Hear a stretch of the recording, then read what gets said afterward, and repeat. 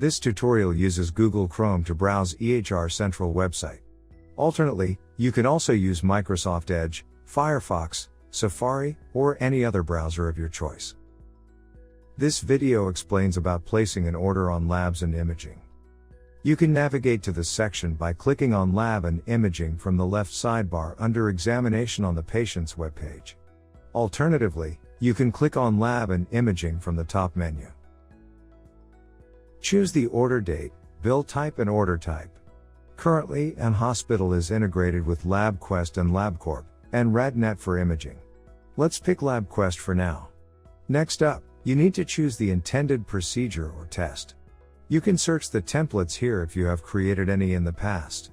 As you can notice, there's a template listed here. Let's search one of the procedures. Now you see the drop-down list updating in real time, showing the list of procedures as you type. We'll choose this procedure on lipid panel.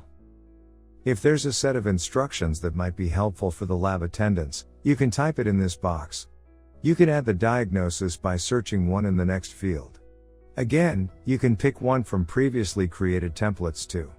You can select the option to send electronically if you intend so and save the order. Once saved, you can see the order details. The patients have the ability to share the order to via email.